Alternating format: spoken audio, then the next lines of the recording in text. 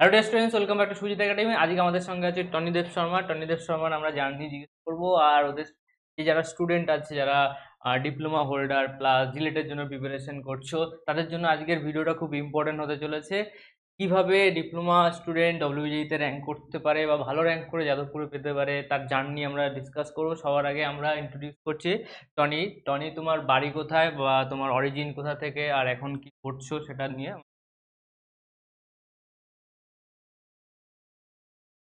নমস্কার, আমার নাম তনিদেব শর্মা। আমার বাড়ি উত্তর দিনাজপুর। আমি উত্তর দিনাজপুর থেকে এসেছি। আমি এখন এপিসি রয় পলিটেকনিকের থার্ড ইয়ারে ইলেকট্রিক্যাল ব্রাঞ্চে পড়ছি এখন। আর তোমার এই ইলেকট্রিক্যাল যে ব্রাঞ্চ আছে, এখন কি পাস আউট হয়ে গেছে না রানিং চলছে? না, আমার রানিং ইয়ার চলছে এখন। রানিং ইয়ার চলছে। হুম। এবার রানিং ইয়ার চলাকালীন তুমি কিভাবে আমাদের একাডেমির সঙ্গে যুক্ত? আদৌ তুমি ডব্লিউবিজি প্রিপারেশন করতে না জিলেটের, সেটা ডিসকাস করা হবে আমাদের।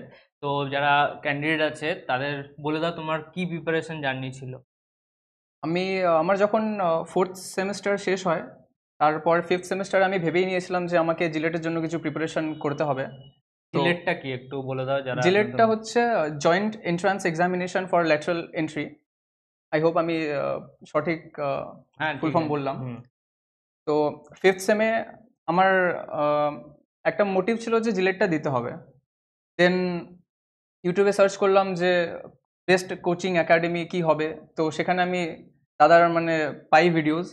দেন আমি দাদাকে কল করি। দেন উম, দাদার সাথে কথা হয়। দেন আমি সেখানে অ্যাডমিশন হই। এবং স্টার্টিং থেকে আমার পুরো মোটিভ ছিল যে জিলেটটা আমাকে পুরো ক্র্যাক করতে হবে। জিলেটের মানে ওটা সেকেন্ড ইয়ার অ্যাডমিশনের জন্য? হ্যাঁ, সেকেন্ড ইয়ার ডাইরেক্ট অ্যাডমিশনের জন্য। সেকেন্ড ইয়ার অ্যাডমিশন হয় যাদবপুরে বা যে কোনো গভর্নমেন্ট কলেজে? হুম হুম। তো স্টার্টিং থেকে আমার মেইন মোটিভ ছিল জিলেট। আমি জিলেটের জন্য এসেছি। দেন যখন আস্তে আস্তে ক্লাস করি দাদার এখানে, দেন আমি জানতে পারি যে উম, আমরা যেই মেন্সও দিতে পারি এবং সেখান থেকে আমরা আইআইটিও যেতে পারি। তো মানে এরপরে আমি ডিপ্লোমা ক্যান্ডিডেটও আইআইটি যেতে পারে, এটা তুমি আগে কোথাও জানতে না আমি ফার্স্ট তোমাকে বলেছি? না, দাদাই আমাকে, আমি একদিন ক্লাস করছিলাম পেছনের বেঞ্চে, তো দাদা আমাকে সেদিন বলে যে তো তোর কাছে এখনো একটা চান্স আছে যে তুই আইআইটি যেতে পারিস। তো সেখানে আমি তখন যেই মেন্সেরও ফর্ম ফিল আপ করি। দেন একটা ইচ্ছে ছিল যে দেখি, যেহেতু আমরা জিলেট দিচ্ছি, সিলেবাস তো প্রায় 50 to 60% সেম ওয়েবজির মতো। তো ভাবি ওয়েবজিও এক্সামও দেওয়া হোক। তো সেই বিশেষে আমি ওয়েবজি এক্সামও ফিল আপ করি এক্সামিনেশনের জন্য। দেন এরম জিলেটের প্রিপারেশন করতে করতে ওয়েবজি এক্সামও দেওয়া হলো, প্লাস যেই মেন্সেরও এক্সাম দেওয়া হলো। তো ওয়েবজিতে এখন ক্লাসে যে ডব্লিউবিজি যে সিলেবাসটা থাকে তার হুম, একটু ডিফারেন্সটা ওদের বলে দাও, যে কেমিস্ট্রি কতটা থাকে ডব্লিউবিজি, মানে যেটা জিলেটে থাকে সেটা কত হুম। পার্সেন্ট থাকে মেইনলি কেমিস্ট্রি আমাদের টোটাল বেস 4টা চ্যাপ্টারের ওপর। আর আমরা তো জিলেটের জানি জন্য? যে ক্লাস 11-12 মিলে কেমিস্ট্রির অর্গানিক ইনঅর্গানিক কতটা ভাস্ট।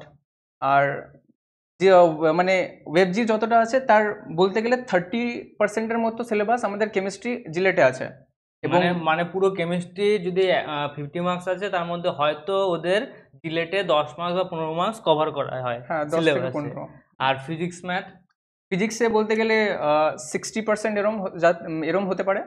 আর ম্যাথামেটিক্সে প্রায় 70%। 70%? মানে ও অটোমেটিকলি ফার্স্ট থেকে হেরে বসে আছে, মানে জিলেট ক্যান্ডিডেট বা ডিপ্লোমা হোল্ডার যারা আছে তাদের কাছে হেরে বসে আছে, মানে অটোমেটিকলি 100 মার্কস তো চলেই গেছে। হ্যাঁ হ্যাঁ, মানে বলতে আমাদের গেলে 200 মার্কসের ডব্লিউবিজি এক্সাম, তার মধ্যে কেমিস্ট্রিতে 30, না ধরে নাও 40 নেই, 10 মার্কস বা হুম 15 হুম মার্কস থাকে। তার হুম। মানে ওখানে কেমিস্ট্রিতে চলে যাচ্ছে। আর ফিজিক্স 12 চলে যাচ্ছে, যেখানে হ্যাঁ। ফিজিক্স 12 থেকে 65% মার্কস আসে। হুম মানে হুম ওখানে তোমার 25 চলে যাবে। 25 আর এখানে 40, অটোমেটিকলি তোমার 60 মার্কস। ম্যাথামেটিক্সে 20 মার্কস।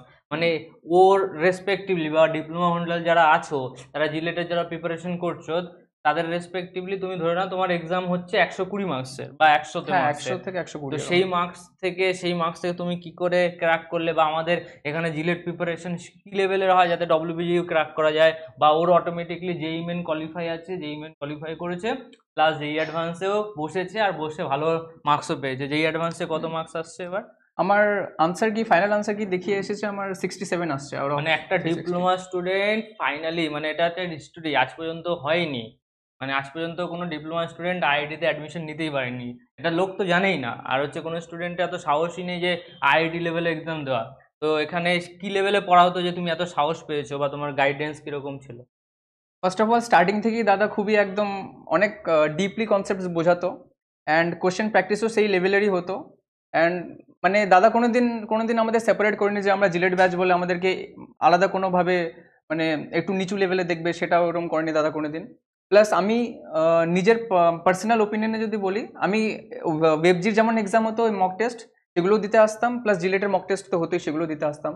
তো বলতে গেলে লেভেল দাদা সবগুলোরই সেম রেখেছিল।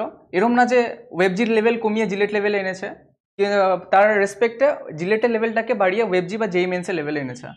যাতে ওই স্টুডেন্ট যতটা সিলেবাস থাকে ততটাতে যেন হ্যাঁ ম্যাক্সিমাম মার্কস পাওয়া যায়।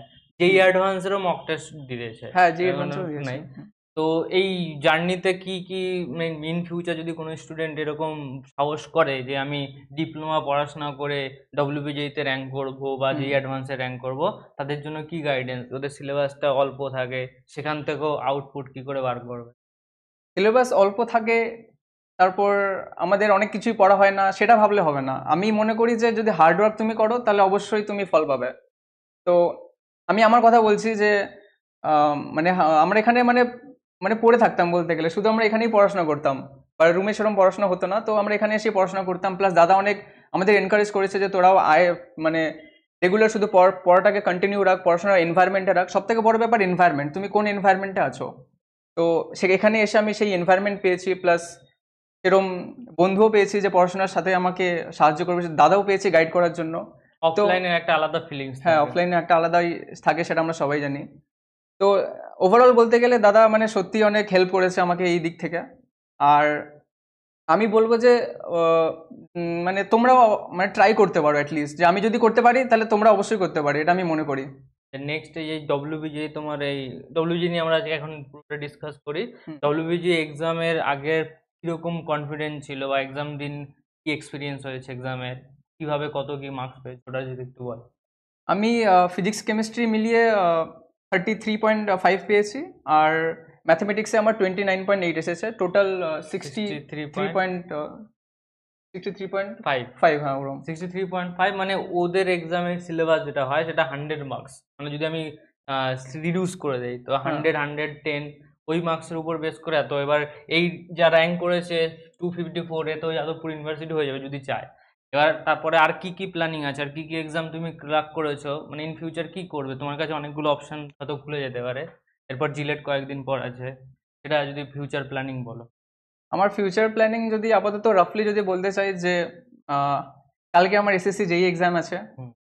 দেন 29th জিলেট, আর সেমিস্টার আমাদের তার মিডলে আছে, তো সেমিস্টার তো হবেই।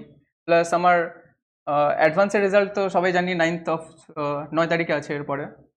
তো যদি অ্যাডভান্সে আমি পেয়ে যাই, বা যদি ভগবান করে যে পাই, হ্যাঁ, আইআইটিতে তাহলে সেখানে এটা গেলে হিস্টোরি ক্রিয়েট হয়ে যাবে, মানে তুমি সার্চ করতে পারো, জানতে পারো যেখান থেকে আজ পর্যন্ত কোনো ডিপ্লোমা ক্যান্ডিডেট আইআইটিতে সিলেক্ট হয়নি, আর ওর যা মার্কস পেয়েছে 70 ভালো মার্কস আইআইটি জেই অ্যাডভান্স। মানে যারা একটু চর্চা করো তারা জানো আইআইটি জেই অ্যাডভান্সে 70 মার্কস বা 67 যাই হোক ওর ভ্যালু আছে, মানে 56 57ও আইআইটি হয়ে যায়। তো তার উপর বেস করে ওর কিন্তু একটা হিস্টোরি ক্রিয়েট একটা থাকে, দেখা যাক কাট অফ কি হয়, আমরা আগে থেকে কিছু বলবো না। আইটি হয়ে গেলে আবার আমরা আসবো, আবার আমরা ডিসকাস করবো অ্যাডভান্স লেভেলে কীভাবে প্রিপারেশন চলেছে এখানে। তো আর তোমাকে কংগ্রাচুলেশন টনি, থ্যাংক ইউ ভালো দাদা। করে পড়াশোনা করো। আর ওদের যারা লাস্ট, ওদের কি অ্যাডভাইস দিতে চাও, কিভাবে মানে ফোকাস থাকতে হবে, সব কিছু ম্যানেজ করে যাও, এমন কিছু নেই যে ক্র্যাক করেনি, সব কিছু ক্র্যাক হয়ে গেছে, ডব্লিউবিজি হয়েছে, জিলেট হবে, আশা করি জিলেটে ভালো র্যাঙ্ক আসবে, যেই মেন হয়ে গেছে, যেই মেন দুটো অ্যাটেম্প, যেই অ্যাডভান্স, তো এত কিছু করার পর তোমার কি এক্সপিরিয়েন্স, মানে তুমি কি সারাদিন রাত পড়তে না কিভাবে কি হয়? না, ওদের অ্যাডভাইস কি দেবে লাস্ট 1 মিনিটে? আমি একটাই কথা বলবো, একটা কাহাবত আছে, অতি অন্তত সতি, মানে কোনো কিছু যদি অতিরিক্ত করতে যাও তাহলে সেখানে ফল ভুগতে হবে। আমি সবকিছুই করতাম, আমি কলেজেও টাইম স্পেন্ড করতাম, আমি পড়াশোনাতেও মন দিতাম, এবং এখানে আমার এটাই বক্তব্য, তুমি যতক্ষণ পড়াশোনা করো একদম পুরো ডেডিকেটেডলি করো। আমি এখানে এসে পড়াশোনা ফোকাস, করতাম পুরো ডেডিকেটেডলি, একদম যখন ফোকাসলি। ক্লাসে ঢুকে যাচ্ছ নাথিংস, হুম, একদম আউট অফ দ্য মানে বোর্ড। ফোকাস মেন কি, তাই তো? হ্যাঁ, ফোকাস আর ওকে, হার্ডওয়ার্ক। ওকে, চলো টাটা, বাই বাই।